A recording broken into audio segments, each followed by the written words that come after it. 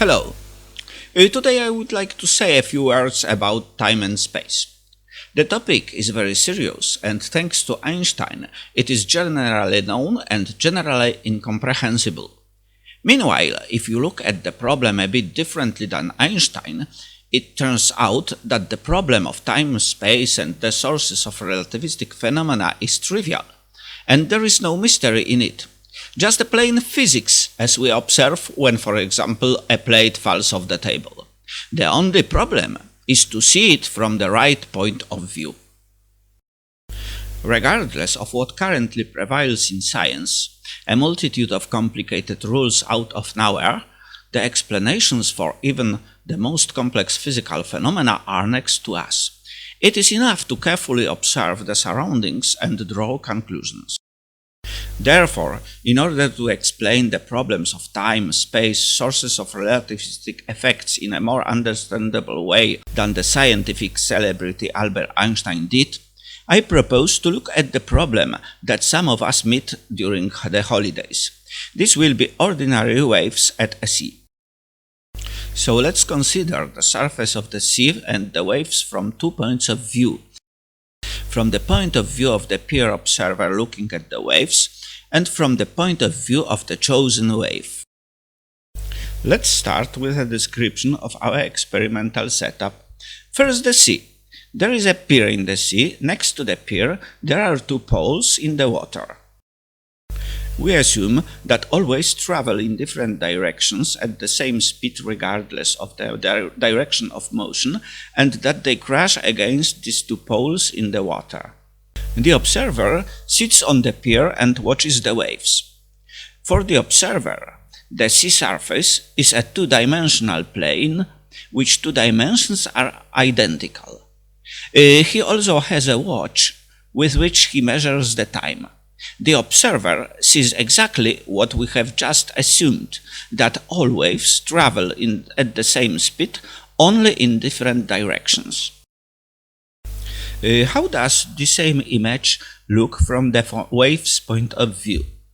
For this purpose, we will use 2 poles in the water. The first wave, let's call it wave A, moves along the direction of the line joining the 2 poles.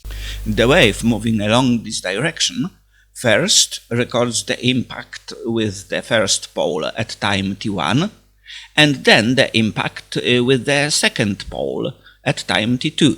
From the wave's point of view, the impacts occurred at the same x1 location on the ridge of the wave, but at different times. Thus, the distance between the poles for wave A is a measure of the time between the one and the other impact of the wave on the pole.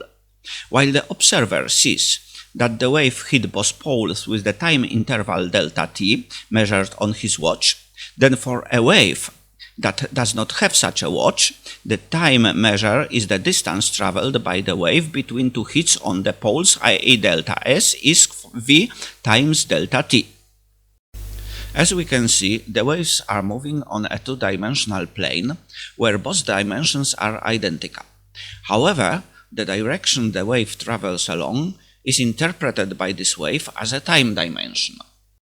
So, the length of the pulse traveled by the wave on the surface of a water is interpreted by this wave as elapsed time in the coordinate system associated with that wave. And what interprets the wave as a space direction? Now let's look at wave B. Wave B, in turn, travels perpendicular to the line joining the 2 poles. Here, the wave hits both poles at the same time t1, and now both hits appear in different places on the wave ridge x1 and x2.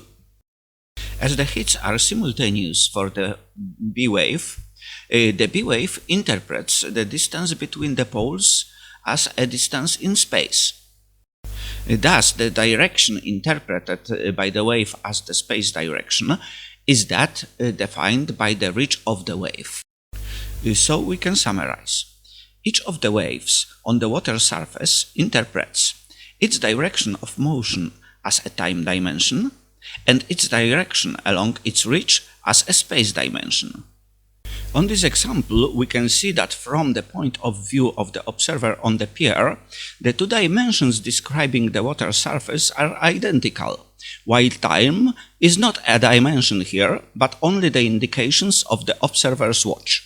Meanwhile, from the point of view of the wave, the water surface consists of two dimensions, one space dimension along the reach of the wave, and the other time dimension along the direction of the wave's motion.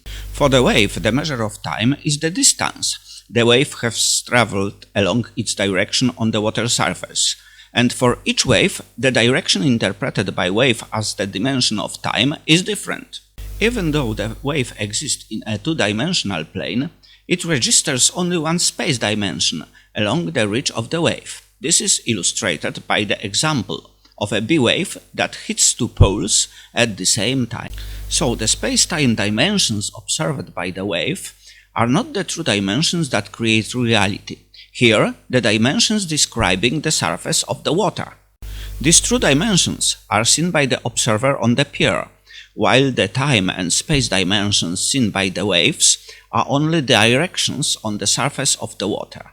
These directions are determined by the properties of the waves, and are therefore not actual dimensions, properties of physical reality. As can be seen in both cases, the same distance on the water surface, here the distance between the poles, can be interpreted by waves either as a time distance or as a space distance.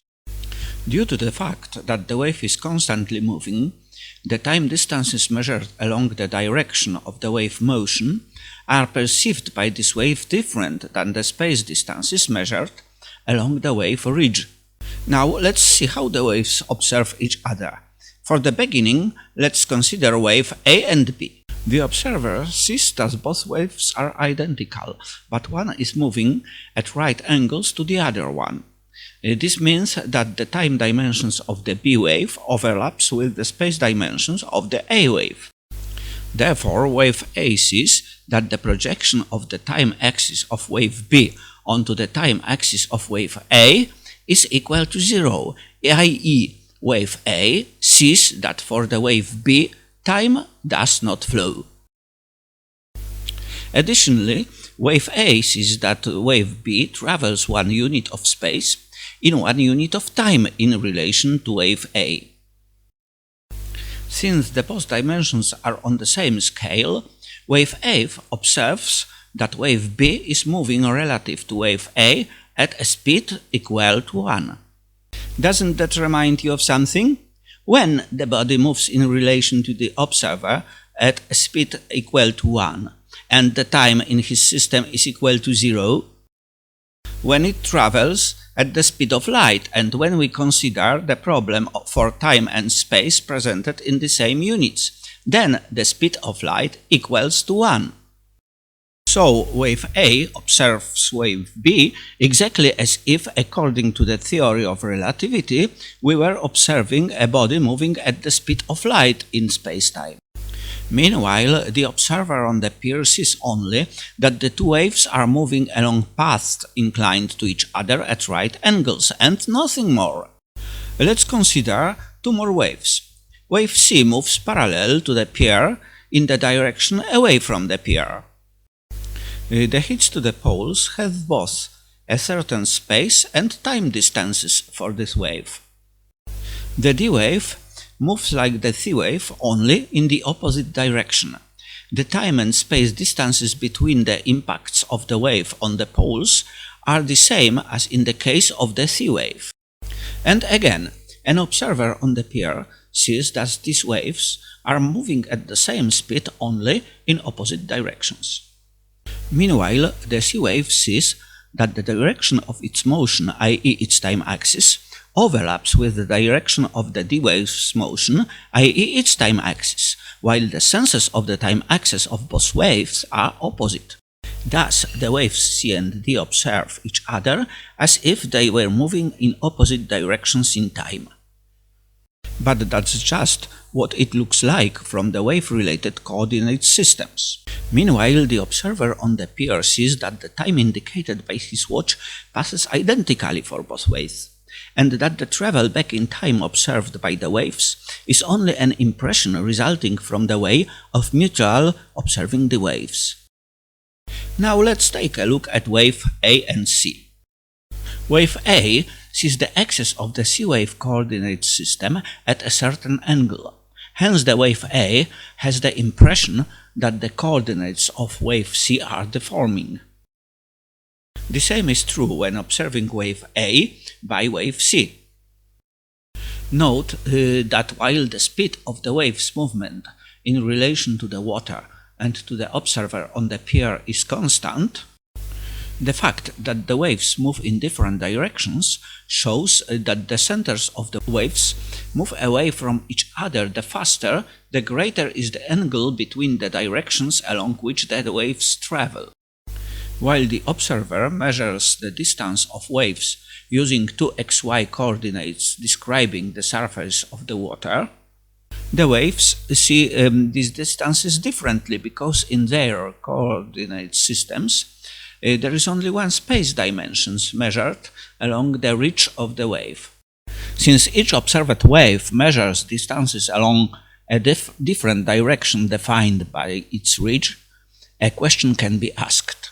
If we have two waves and each interprets a different direction as a space dimension, what direction on the water surface will the wave interpret as the space dimension during mutual observation of the waves? This topic is described in my papers in the International Journal of Theoretical and Mathematical Physics, and it is discussed in my other presentations at my YouTube channel. Maybe now I will only reveal, for the time being without proof, that in the case of direct interactions of waves, as in the example described here, in the world of elementary particles, it corresponds to the problems of quantum mechanics, a wave observer interprets its reach, i.e. the direction perpendicular to its direction of motion, as the space direction. Whereas for mutual observation with the help of quanta, which corresponds to the known problems of the theory of relativity, the observer wave interprets the direction along the reach of the observed wave as the space direction, i.e. the direction perpendicular to the direction of propagation of the observed wave. In our reality, we will derive the relativistic equation exactly on the basis of the latter observation scheme. But as I said, I'm presenting the details in my YouTube channel, or you can find them in my publications. I invite you. By the way, if someone points out to the problems of simultaneity of events that result from the various observation models presented here, please do not worry.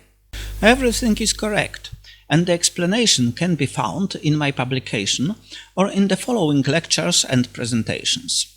However, this simple example shows why time and space have similar properties, but they are perceived differently. What is going on more or less about the speed of light? What is the meaning of the relative velocity of bodies? And what is the source of predicted deformation of dimensions in motion? The example of waves on water given here is a simple illustration of the basics of the theory of relativity. Well, then if it's that simple, why is it so complicated? Einstein described the problem of waves, in practice the bodies, not from the point of view of the observer on the pier, as in this example, but from the point of view of the wave, and with the help of coordinates related to any wave, i.e. determined by the direction of motion of the wave, the observer, and the reach of observed wave. In Minkowski's spacetime, the reach of the wave is three-dimensional. The description from the point of view of any wave must then be much more complicated and much less understandable than the description shown here from the point of view of the observer on the pier, especially since such a description must meet the postulate ensuring the same laws of physics for observations from the coordinate systems of any of the waves. Meanwhile, using a similar logic as in our example, one can describe relativistic effects much more simply in a system analogous to the frame of reference of an observer on the pier. Such a description is presented in the above-mentioned publications in the International Journal of Theoretical and Mathematical Physics, and allows to significantly simplify the description of relativistic phenomena, expand the scope of phenomena described by the new model, and predict new physical phenomena that can also be a test for the correctness of the new model. Thank you for your attention.